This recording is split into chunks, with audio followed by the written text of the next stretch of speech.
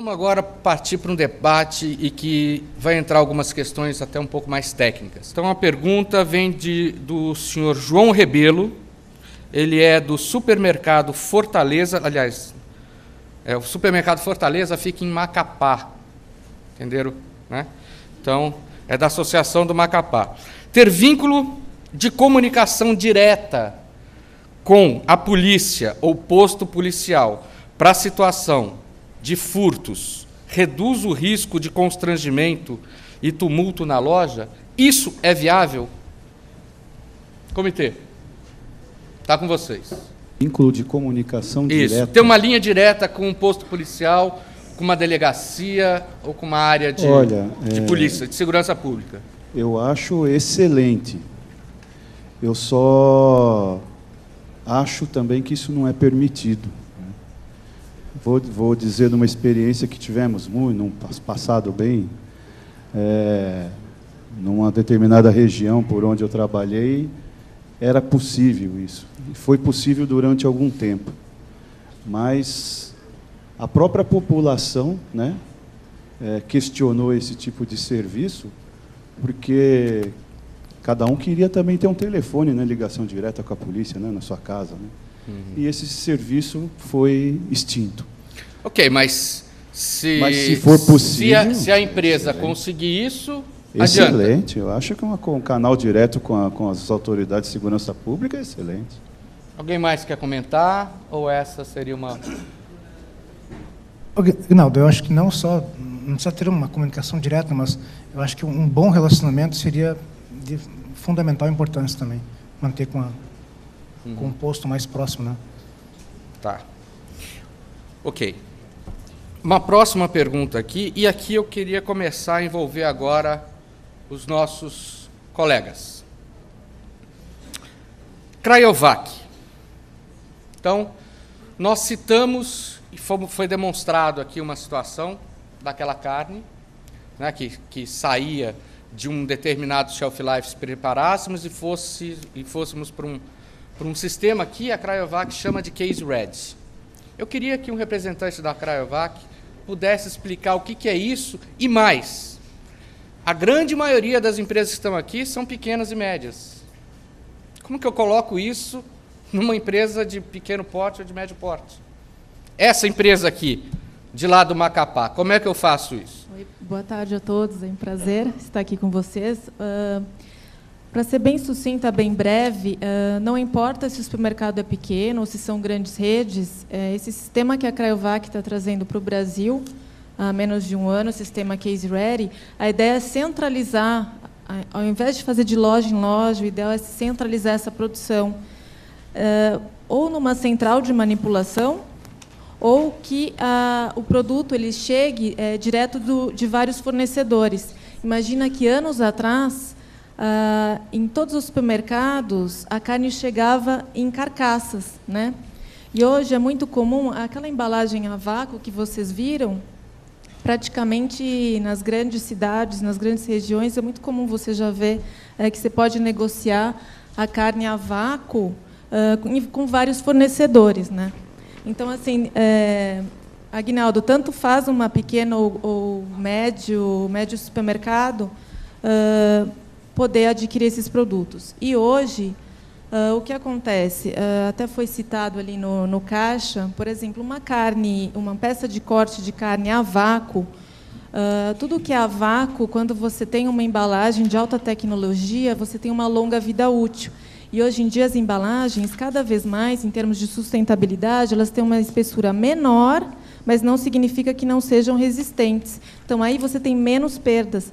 Lembra no recebimento, até, por exemplo, se fosse uma carne com osso, então contra furos. O que acontece também, além disso, a novidade que existe hoje é essa embalagem Mirabella. A apresentação aqui, apesar de ser um mock-up, o que é o mais importante hoje do consumidor? O que ele quer? Que tenha praticidade, que seja uma embalagem prática e que aparece que o produto foi feito na loja, né? Só que o que é que os supermercadistas ganham com isso? Que é o sistema Case Ready. Você centralizando, você sempre vai ter aquele padrão, né, de qualidade evita a contaminação cruzada, você reposiciona a sua mão de obra, porque ao invés de você ter 20 pessoas manipulando ou 10 numa loja, você passa a ter 2 numa central. Ou então, em vez de você ter uma grande área de manipulação, você reduz essa área de manipulação, mas você pode manter o seu açougue, porque tem gente que ainda vai querer ter aquela carne fatiada na hora. Mas o que acontece? Será que a fila no açougue não é porque a sua carne na gôndola, que é feita de loja em loja, que dura 1, 2 dias, que, como você bem colocou, até 48 horas, será que o pessoal vai lá na fila do açougue, que hoje não tem nem muito tempo para ir lá, que querem praticidade, será que não vão lá porque a carne está vazando, está saindo sangue? O que o consumidor vai fazer? Vai cheirar, vai ver que está um pouquinho escura, verde, marrom. Com essa embalagem, imagina que você estica mais de uma semana, né? Você consegue distribuir, ainda o consumidor ainda consegue olhar na geladeira, poxa, ainda tem uns dias para consumir a hora que eu quiser. E, além disso, por ser hermético, o que acontece? Não vaza, evita outra perda do consumidor ir lá e pegar um saquinho para embalar. Então, é mais ou menos assim, tanto faz pequena ou média. Obrigado, Ana. Nada, prazer. Muito bem. Então, tá lá. O diretor de marketing faz uma pergunta aqui para o comitê e eu queria que o Éder se pronunciasse a respeito. Como tratar o furto por clientes sem incorrer no constrangimento ou assédio moral? Nós citamos aqui aquela situação de encostar na pessoa, né? Pode provocar, pode gerar um processo. Mas como tratar isso daqui? Mais uma vez aí entra o treinamento, né? Mais uma vez, a conscientização do funcionário perante o cliente em o que ele deve fazer, né? Até porque a gente, quando se trata em esbarrar no cliente, a gente esbarra em leis, né? Que podem comprometer aí o nosso resultado. Leis e multas pesadas, né? Sofrer processos com relação a isso. Eu acho que é fundamental aí, nesse aspecto, é o treinamento mesmo. Conscientizar o funcionário, né, da situação, o que isso pode ocasionar e deixar o funcionário ciente disso. É isso. Nós vimos aqui, numa das partes que foi da solução de uma das cenas, que foi o caso da operadora de caixa, que eu fiz o desligamento dela, inclusive, que foi tudo gravado, que foi tudo filmado. Esse é um sistema que se chama Gate Cash. Nós estamos com um representante... Pera, só um pouquinho que tem para a pessoa que vai atender o telefone agora. Tudo bem? Entendeu já? Tá. Então, esse daqui é uma solução, é uma ferramenta da Gateway.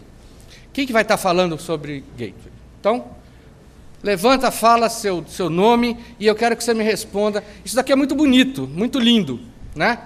Agora, tem algum tipo de limitação? O que justifica implantar isso? E eu tenho certeza que o pequeno e médio, mesmo que não seja aqui, mas ele vai te abordar depois, escuta, e quanto custa? Luiz Fernando, diretor de comunicação da Gateway. Sempre custará menos do que o que ele perde. Tá, não me enrola, Luiz, por favor. De qualquer tamanho. Tá, quanto? O valor pode variar de 200 a 1.000, a 500, a 2.000, depende do tamanho, depende da quantidade de caixas disponível, etc. É igual a resposta do Éder, então, depende. Exatamente, tem muito depende.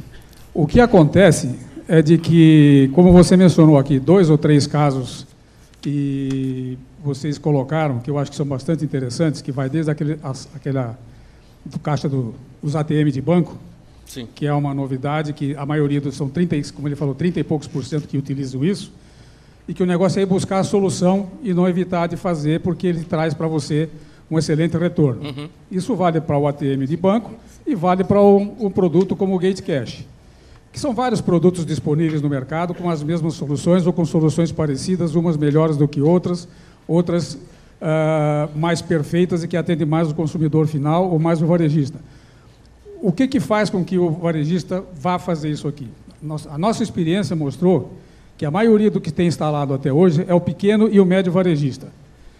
E que quase todos eles, na maioria das vezes, foi baseado no teste do São Tomé. O que é o teste São Tomé? Eu quero ver para crer. Isso funciona? Isso realmente traz benefício? E a nossa surpresa foi sempre, e quase que uma constante, aonde durante a fase de implantação da loja piloto, onde o proprietário ou o responsável está acompanhando o processo de instalação, muitas vezes ele dizia, para. Por quê? Porque ele, no processo de instalação, ele já pegava alguma coisa no caixa acontecendo. Então, isto é um negócio que tem acontecido com muita frequência. Então, dentro do tripé que foi falado, que ele mencionou também, que é PPT. Se você não tiver o treinamento adequado, e mais do que isso, muito mais importante do que até o treinamento e as ferramentas disponíveis e as normas e procedimentos, é o conceito da empresa ou do empresário de que prevenção de perdas, sim, é um problema e tem que ser administrado como tal. E não ficar para as reuniões de comitês ou as reuniões internas, para o último momento, se der tempo, eu vou falar sobre o assunto. Ele tem que ser um item. E a pergunta é sempre, quanto você gastou? Não, quanto nós deixamos de perder? Quando você faz o orçamento, isso voltado para o Gate Cash é a mesma coisa.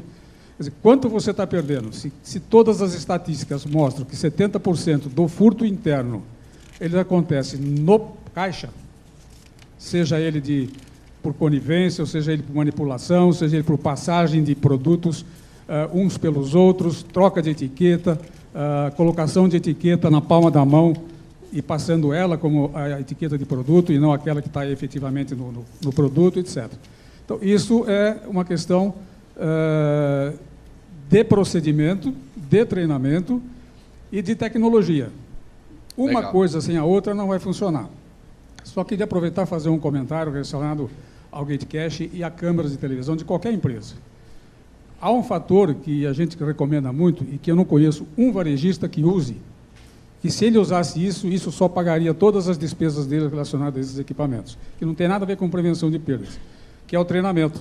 O volume de informação que ele tem armazenado nesses processos que ele tem gravado, se ele selecionasse isso e fizesse pequenos blocos de informação sobre perdas, sobre treinamento, sobre postura, sobre armazenamento, sobre locação de produto, sobre recebimento de mercadoria, isso só pagaria o investimento que ele vai fazer, independentemente se ele está se prevenindo contra furto ou não.